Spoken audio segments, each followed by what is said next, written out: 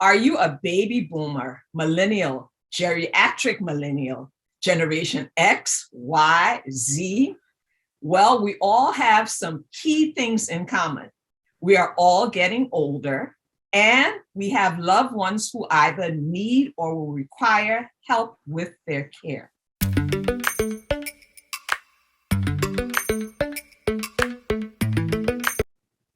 Hello, friend. Welcome to Life and Faith Chats. I am your host. My name is Joy. Today we have a life chat. And then if you've been a subscriber, you know what that means. And if you're not, you are in for a treat. Well, you're in for some learning and insight. It means that we have a special guest. Our guest today is the 2019 recipient of the Canadian Geriatric Society, Canadian Family Physicians of Canada. She received an award for distinction in healthcare of the elderly.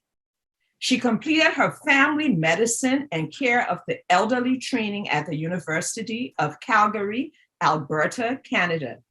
She completed her master's degree in medical education at the University of Dundee, UK.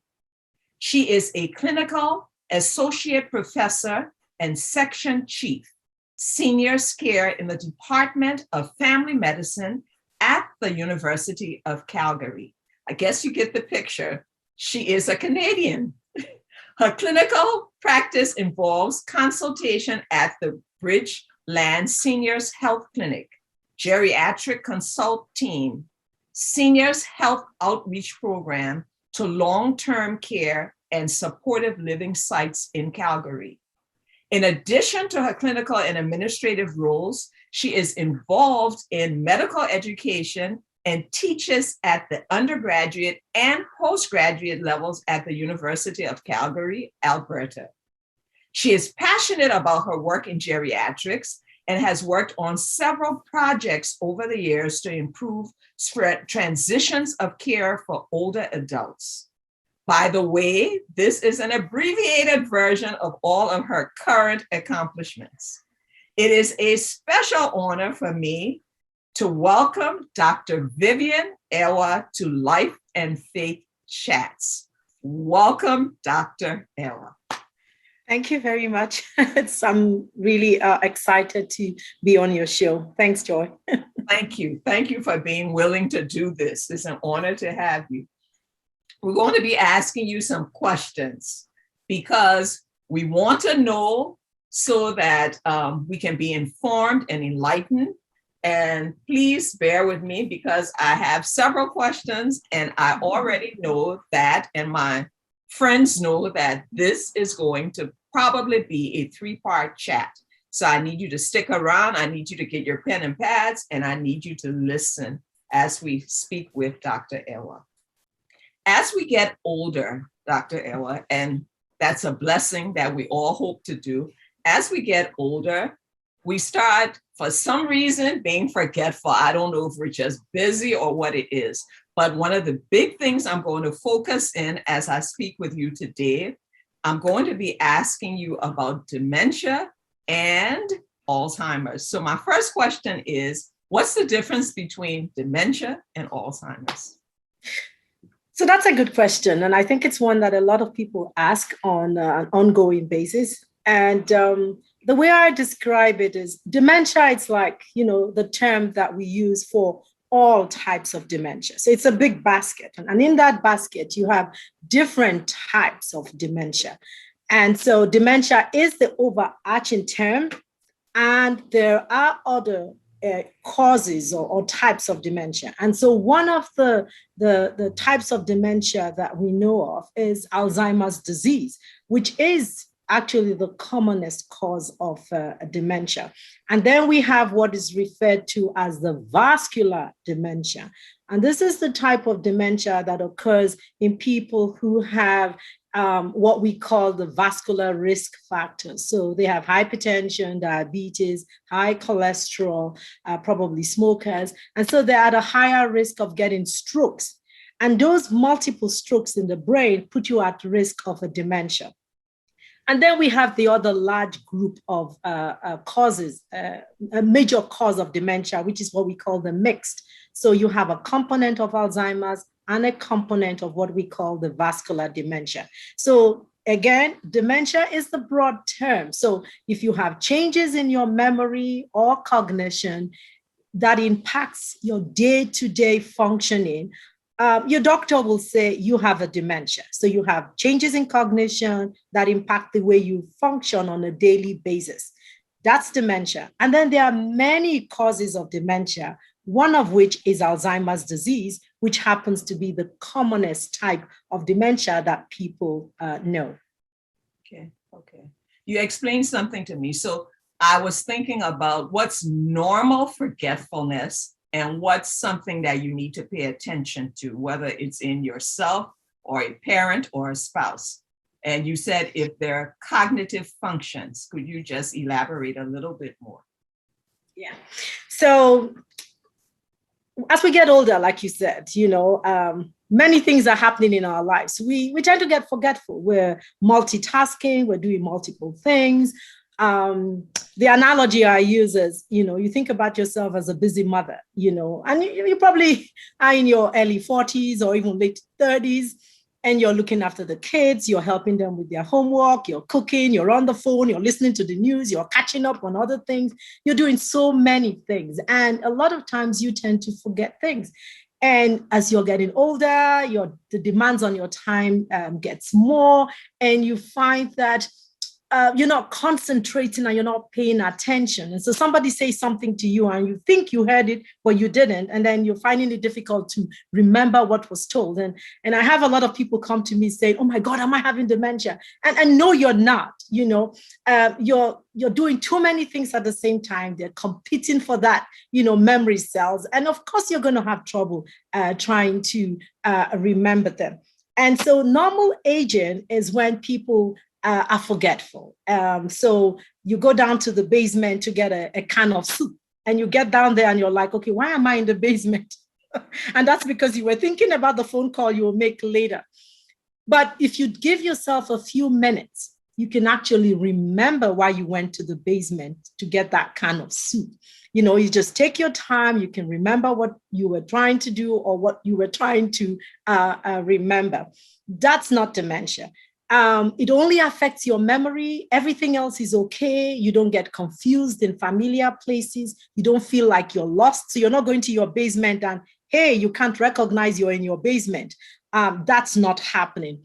You're not having trouble with your language skills. So you're not having trouble with finding the words or not being able to complete a sentence. None of that is happening. The only symptom you have is just this forgetfulness. And with that symptom, it doesn't impact your day-to-day functioning. And that's the key. In other words, even if I forget where I kept my keys, or I forget where I left the tin of soup or the can of tomatoes, I can't remember what I did with it. Or I see a friend and, oh my God, her name doesn't come immediately. But if I take some time, it does come to me and I can remember them. That is not dementia. I'm still able to function. I'm still able to, do my own grocery list. I'm still able to do my finances. I'm still able to cook a meal and remember the recipe. I'm still able to function on a daily basis. That is not a dementia. And as you get older, if this is all normal aging, the advice I usually give is take your time and focus on one task at a time, which, go figure, you've talked about all the Gen X's and Y's. We're so used to doing too many things, we're cramping things in. But I think relaxing, just take your time, pay attention to the information so that you can recall it more easily. You just probably made a lot of people breathe better. I know for me, when you said, no, you cleared up a lot of things, because forgetting keys and, the fact that you said if you still can function and to focus on one thing. Thank you. Thank you very much from the get. You're welcome. Now I have another question. Can it be prevent it? Is there a way to slow down some of this forgetfulness? Yes. And so I think this question, I'll take it in two parts. Can we prevent dementia? There are things that we can do that even if we have a predisposition to dementia, it can certainly slow it down. And so we'll start from our youth, preventing head injury. So using your helmet, if you're doing any of the high risk head impact sports, so wearing your helmet, ensuring that you get an education.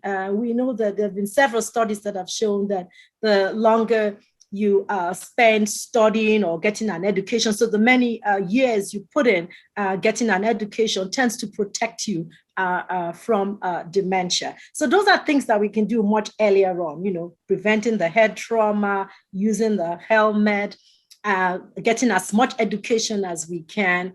And then we talk about healthy habits. So smoking, not smoking, because that increases your vascular risk factors, eating healthy. I always refer to a healthy diet, a wellness diet. I mean, there are all kinds of other diets. There's a lot of literature on the Mediterranean diet, which is really, sort of that your vegetables, your olive oil, your olives, and your tomatoes, but a healthy diet is what I say. So a diet that is well balanced. So just like you said, Joy, I'm a Canadian. So we have a Canada food guide. So I always say, if you're following the Canada food guide, then you're okay. And then, when I talk about healthy habits, exercise, so physical activity, the World Health Organization recommends that we at least engage in activity that gives us a 75 to 150 minutes of activity. So getting your heart rate up into that fat burn or cardio range certainly protects you from getting dementia. Social activity. This is, we just came through the 18 months of COVID isolation and lockdown. But one thing that I saw during that time was just how much people declined cognitively. So social isolation has been proven to be a risk factor for dementia. So get social, engage in conversations, just like you're doing, Joy, having this chat session and people tuning in and just, expanding your brain. So you're listening to me, you're listening to Joy, your brain cells are working. If you're having a conversation with a friend, you're trying to recall whatever information and you're listening, you're paying attention. So you're firing up your brain cells. So engaging in social activity is one of the things that we really encourage in terms of protecting yourself from having dementia. And even if you have it, if you have cognitive difficulties, it certainly helps to slow things down. So I've talked about healthy diet, I've talked about physical activity, social activity, and mental activity. So engaging in puzzles, in games, whatever it is that you like, listening to game shows, we have a joke about, a family friend we know of who up till her 70s and early 80s really enjoyed watching Family Feud. And I think when I watch it now and I laugh because I say to myself, oh my God, I can see why, she enjoyed the show so much. It just fires up your brain cells, trying to come up with the answers to that. Some people like Jeopardy. Whatever is your thing, just do it. Reading and trying to engage in sort of that Q&A, question and answer when you're reading either the newspaper or reading a novel, becoming part of a book club, or even this chat show, tuning into it and try to keep yourself up to date with information, certainly is protective. It actually builds cognitive resiliency. So those are the things that we actually encourage people to do. So we start all the way from your youth and all the way to your teenage years. And as you get older, is really maintaining that physical, mental, and social activity and a healthy lifestyle overall. So eating right, those things help to build not just cognitive resiliency, but they help to slow down cognitive decline. Having said that, there's some people listening to me who will say, oh, well, but I have a risk for dementia because of either, well, I already have hypertension, I have high cholesterol, or I have a significant family history of Alzheimer's disease. Yes, we can't reverse or change those risks, but we can certainly build cognitive resiliency. And engaging in that physical, mental, and social activity can certainly help you slow down the onset and the progression of dementia. That was thorough and hopeful and helpful. Thank you. Let's go. You answered several of my questions, so I'm going to go on something else. Are there any natural or medical or new breakthroughs that we need to be aware of that could help a family member or someone that is going through dementia? So that's a really good question. And I know there are people listening who have gone on the internet, on Google, and there's so many things. I know a lot of people talk about coconut oil as the one thing that can prevent and slow. And I'll tell you a story because this is a informal chat. And I have a friend of mine, and she's in her late 50s, husband is in early 60s, and they really went heavy on the coconut oil. And she was doing all the right things. Remember I talked about a healthy diet? Mm-hmm. And her doctor was like, what are you doing? Your cholesterol is off the chart. And she smiled and said, oh, I'm taking coconut oil for my memory. And she said, oh my God, so you're taking coconut oil for your memory, but then you're increasing your cholesterol, which increases your risk of strokes and increases your risk of having dementia. And so there are lots of things that are promoted on the internet. And you know what? The bottom line is that healthy lifestyle. And so, yes, even if you wanted to do the coconut oil, again, it's in moderation, certainly not overwhelming your diet with coconut oil. If you have the teaspoon or a half teaspoon. And in terms of randomized controlled trials, we really don't have any of those supporting any of this these natural remedies. There's ginkgo biloba. And I'm saying things that my patients tell me that they have tried or they are using, omega-3. I have a lot of my patients who are on it. And you know what?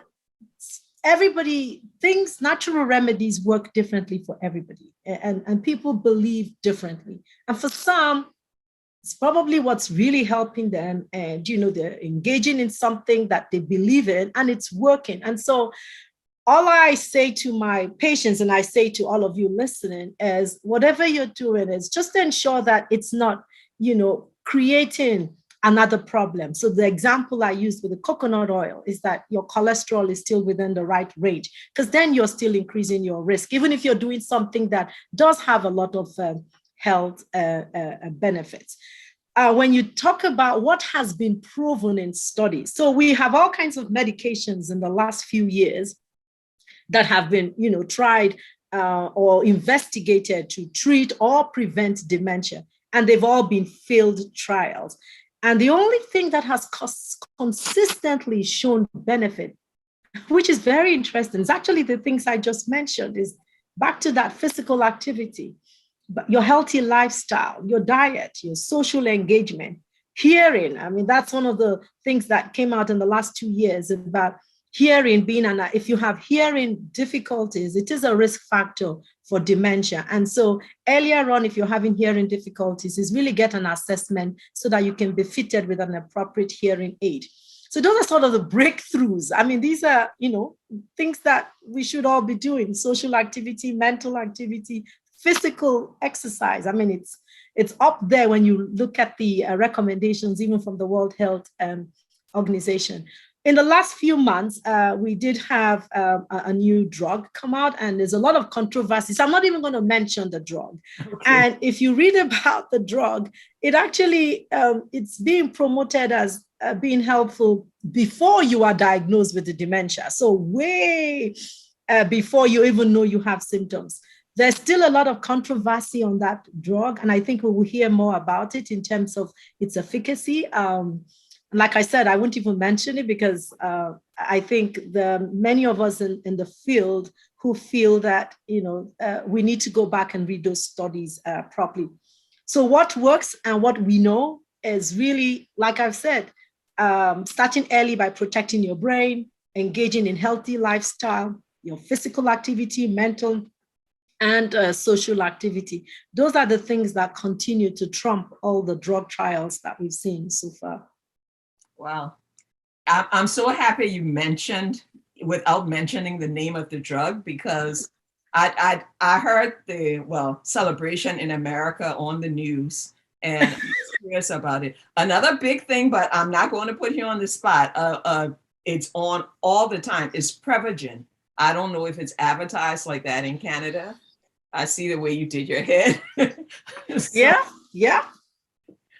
But so that's another thing that is advertised again as being, helpful in preventing dementia. Again, no randomized controlled trials, so trials in which you have it either head to head with something else, or a lot of the benefits are sort of case studies. You have a bunch of people who are taking it, and there seems to be some benefit.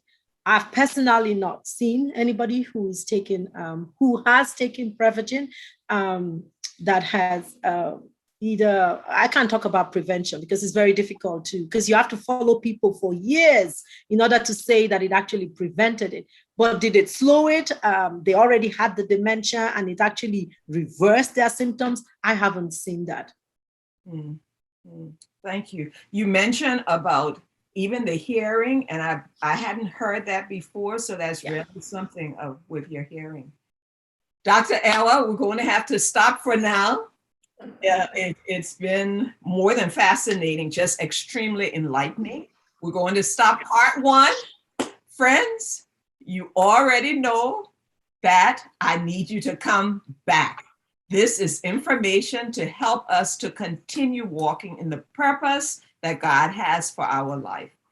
Thank you, Dr. Ella. She's not leaving, so you have to come back so you can hear more, because we want to know something that all of us deal with in some way. We want to know if we recognize signs, what are next steps, even though she's told us how to slow it down. And we also want to know how to help our loved ones. And we want to know about family burnout. What's the best way to assist in that? So come back. Thank you for joining us, and we'll be expecting you. Peace.